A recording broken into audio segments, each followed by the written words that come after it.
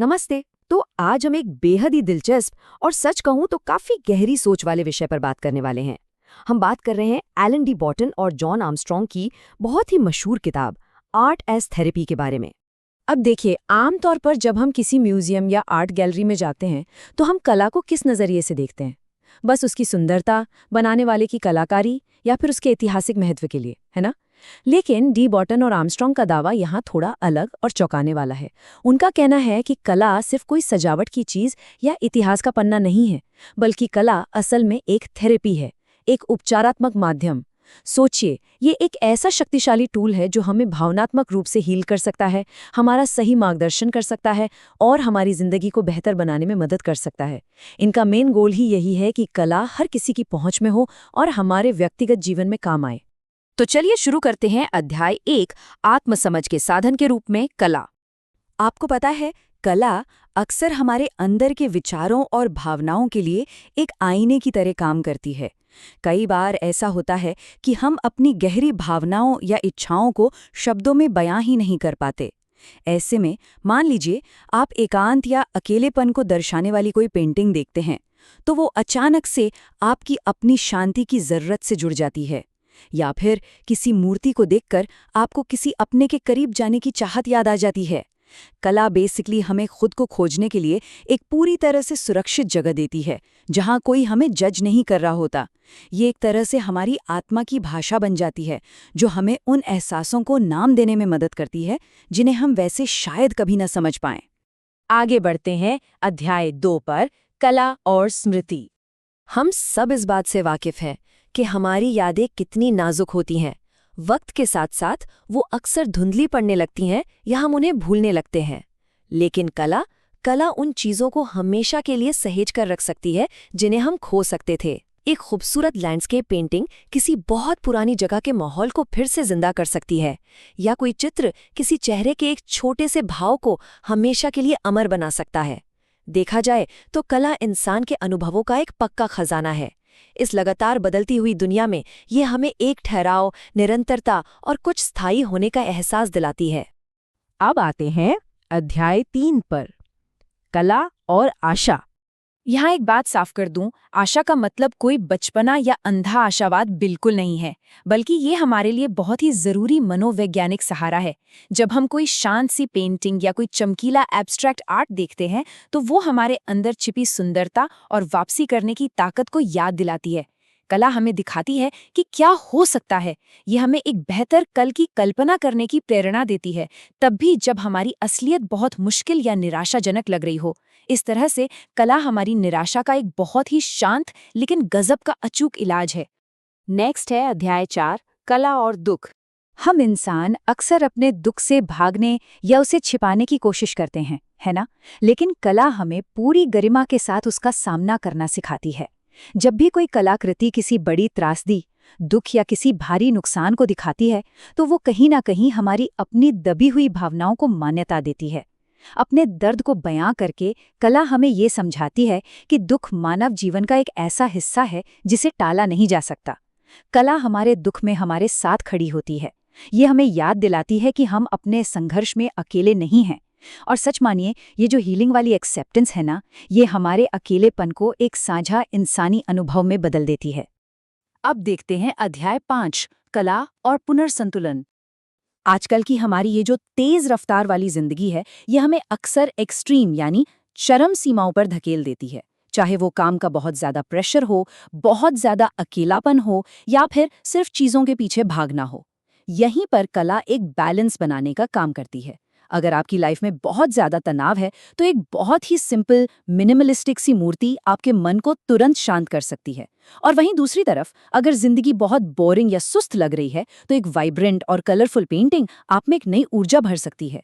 कला असल में एक साइकोलॉजिकल रेगुलेटर या कहें एक कंपस की तरह काम करती है, जो हमारे अंदर के इस असंतुलन को ठीक करके हमें वापस एक स्टेबल स्थिति में ले आती है। आगे है अध्याय 6, कला और दूसरों को समझना।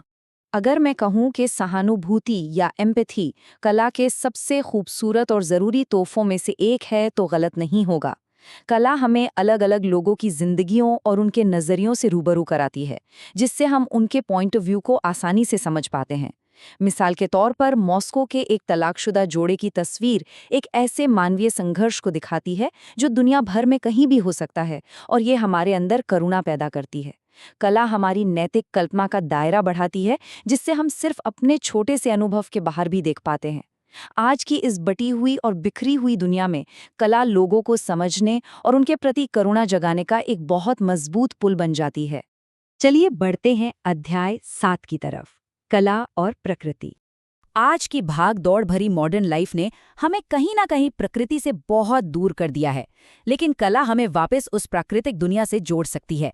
चाहे वो सुंदर लैंडस्केप पेंटिंग हो, पेड़ पौधों की आकृतियां हो, या नेचर से इंस्पायर होकर बना कोई एब्स्ट्रैक्ट आर्ट, ये सभी हमें 2 पल रुकने, शांत होने और अपने पर्यावरण की खूबसूरती को निहारने के लिए प्रेरित करते हैं। कला हमारी उस सोई हुई इकोलॉजिकल सेंसिटिविटी को फिर से जगाने का काम करती है। यह हमें याद दिलाती है कि हम इस विशाल प्रकृति और जीवन के इस इतने बड़े जाल का एक बहुत ही अहम हिस्सा हैं। अब बात करते हैं अध्याय 8 की, कला और राजनीति। देखिए, कला सिर्फ हमारे पर्सनल अनुभवों तक ही सीमित नहीं है, इसका समाज से बहुत गहरा नाता है। चाहे वो तीखे पॉलिटिकल कार्टून हो, दीवारों पर बनी शानदार ग्राफिटी हो, या कोई विरोध दर्शाने वाला आर्ट हो, ये सभी समाज में फैले अन्याय को सीधी चुनौती देते हैं। कला समाज में बदलाव और प्रगति की एक बहुत बड़ी ताकत साबित हो सकती है। ये हमें सोचने पर मजबूर करती है कि जो चल रहा है क्या वो सही है, और हमें एक बेहतर भविष्य का सपना देखने की हिम्मत देती है। समाज की कमियों और असमानताओं को सामने लाकर कला लोगों को जागरूक करने का एक बेहतरीन कैटलिस्ट बन जाती है। यह हमें सिखाती है कि सच्ची सुंदरता और न्याय दोनों हमेशा एक दूसरे से जुड़े हुए हैं। नेक्स्ट टॉपिक काफी दिलचस्प है, अध्याय 9, कला और धन। आजकल के जमाने में पैसा और भौतिकवाद हमारी हर चाहत पर हावी हो चुके हैं, है ना? कला हमारी इस भौतिकवादी सोच पर बहुत ही तीखी चोट करती है। कई कलाकृतियां तो जानबूझकर अत्यधिक शान और शौकत दिखाकर ये बताती हैं कि ये लग्जरी अंदर से कितनी खोखली हो सकती है। वहीं दूसरी तरफ रोजमर्रा की बिल्कुल साधारण सी जिंदगी को दिखाने वाली पेंटिंग्स हमें हमारे असली और गहरे मूल्यों की याद दिलाती हैं। कला बेसिकली हमारी प्राथमिकताओं को दोबारा सेट करने में मदद करती है। ये इस कंज्यूमर कल्चर यानी अंधाधुंध उपभोक्तावाद के खिलाफ एक काउंटर बैलेंस की तरह काम करती है। यह हमें सोचने पर मजबूर कर देती है कि लाइफ का मतलब सिर्फ महंगी चीजें इकट्ठी करना नहीं है। आखिरी चैप्टर पर आते हैं, अध्याय 10, कला और विकास। कला का एक बहुत बड़ा काम है हमारी क्रिएटिविटी और इनोवेशन को चिंगारी देना। जरा सोचिए, जब हम कुछ अजीब से एब्स्ट्रैक्ट आर्ट या बहुत ही बोल्ड डिजाइन्स देखते हैं तो हमारे सोचने का नजरिया कैसे एकदम से बदल जाता है। कला हमें हमेशा नए अनुभवों के लिए खुले रहना सिखाती है और हमारे दृष्टिकोण को बड़ा करने का चैलेंज देती है। यह हमारे व्यक्तिगत और सामूहिक दोनों तरह के विकास को बढ़ावा देती है। आज की इस तेजी से बदलती दुनिया में अडैप्टेबिलिटी, लचीलापन और इमेजिनेशन, ये कुछ ऐसी चीजें हैं जो आगे बढ़ने के लिए बेहद जरूरी हैं, और कला इन्हीं खूबियों को हमारे अंदर तराशती है। तो इन सब बातों का निष्कर्ष क्या निकलता है? निष्कर्ष, कला एक दैनिक चिकित्सा के रूप में। बॉटम लाइन ये है कि कला का लोकतंत्रीकरण यानी डेमोक्रेटाइजेशन होना ही चाहिए। इसे सिर्फ म्यूजियम्स की बड़ी बड़ी दीवारों या इंटेलेक्चुअल डिबेट्स तक सीमित नहीं रखना चाहिए, बल्कि इसे हमारी रोजमर्रा की जिंदगी का एक अहम हिस्सा होना चाहिए। कला को सिर्फ एक शौक नहीं बल्कि एक प्रैक्टिकल थेरेप्यूटिक टूल की तरह इस्तेमाल करना चाहिए, जो हमारी यादों, हमारी उम्मीदों, सहानुभूति, बैलेंस और क्रिएटिविटी को सही दिशा दे सके। आखिरकार कला कोई विलासिता या दिखावे की चीज नहीं है। एक अच्छी और बैलेंस जिंदगी जीने के लिए ये एक बहुत बड़ी जरूरत है। कला को एक थेरेपी के रूप में देखकर हम संस्कृति को कोई दूर की चीज नहीं बल्कि अपनी रोज की भावनाओं से जुड़ी एक बहुत ही अहम कड़ी के रूप में अपना सकते हैं। तो चलिए सोचिए, क्या हम कला को सिर्फ दूर से निहारने के बजाय उसे सच में अपनी जिंदगी में महसूस करने के लिए तैयार हैं?